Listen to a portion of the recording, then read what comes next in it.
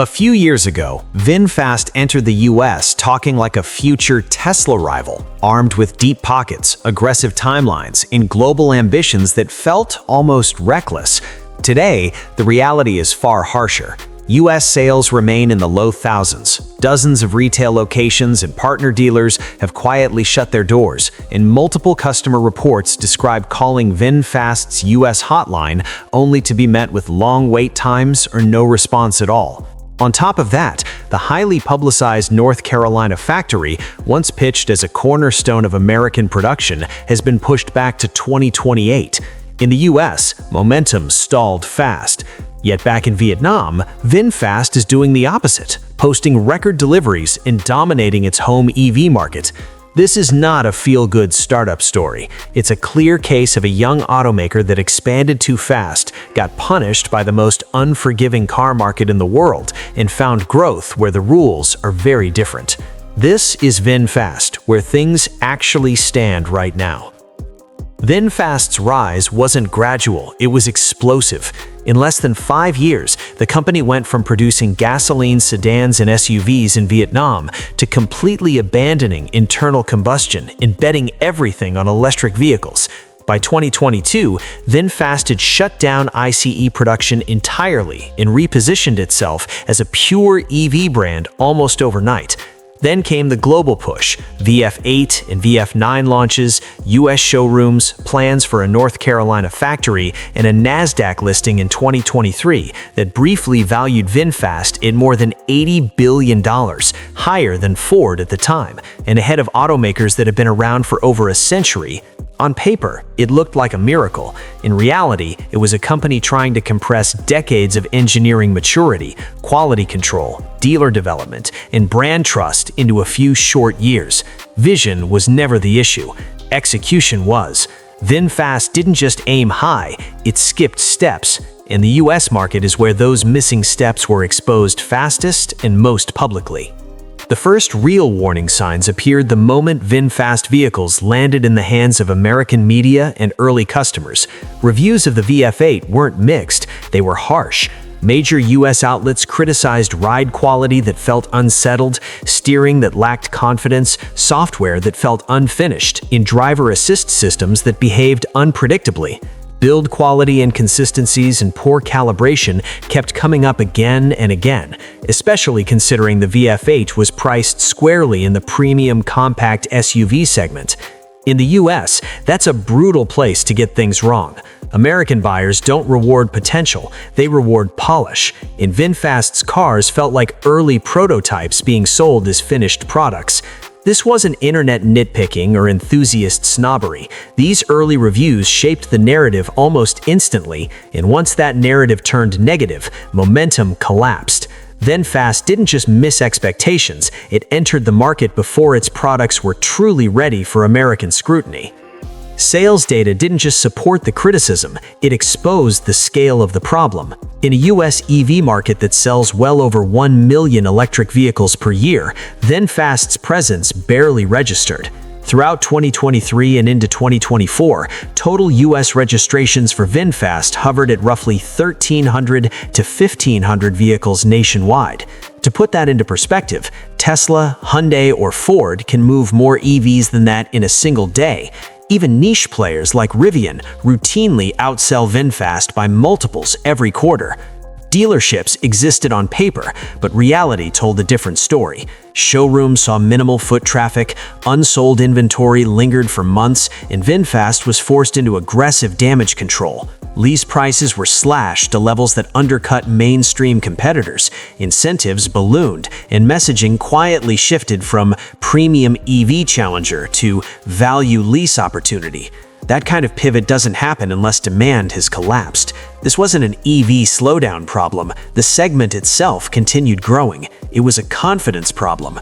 American buyers weren't willing to gamble tens of thousands of dollars on a brand with no track record, weak resale prospects, and products that early reviews had already labeled unfinished. In a market flooded with proven, well-calibrated EV SUVs, VinFast didn't just lose momentum, the market flatly rejected it. The response from VinFast wasn't a public admission of failure, but the retreat was obvious if you knew where to look. Dealer expansion quietly stalled, and in several states, VinFast retail locations and partner dealerships shut down entirely within months of opening. What was once pitched as a fast-growing national footprint shrank to a scattered presence, with some owners reporting difficulty scheduling service and even getting through customer support lines during business hours. That kind of breakdown doesn't happen in a healthy rollout. The most telling signal, though, was manufacturing. The North Carolina factory was supposed to anchor VinFast's long-term U.S. commitment, with early projections pointing to production in the mid-2020s and annual capacity in the hundreds of thousands. Instead, construction slowed and timelines slipped.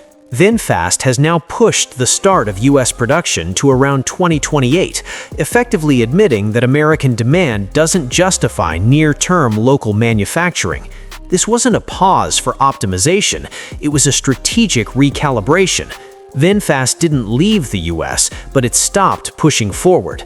The company shifted from expansion mode to containment mode, focusing on limiting losses rather than chasing growth in a market that had clearly pushed back. While the US story stalled, VinFast's home market told a completely different story.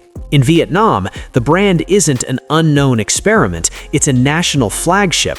VinFast has quickly become one of the country's best-selling automotive brands, delivering tens of thousands of vehicles annually, with EV volumes growing sharply year over year. In 2023 and 2024, VinFast reported record global deliveries, driven overwhelmingly by domestic demand, where its electric SUVs and small EVs are visible everywhere from major cities to provincial roads. The difference is context. In Vietnam, VinFast benefits from brand trust, government support, a rapidly developing charging network, and buyers who view early-generation flaws as acceptable trade-offs for price, accessibility, and national pride. Vehicles that felt overpriced and unfinished in the US are perceived as modern, aspirational, and good value at home. Customer expectations are different, competitive pressure is lower, and the learning curve is far more forgiving. In that environment, VinFast isn't struggling to convince buyers, it's scaling, learning, and improving in real time.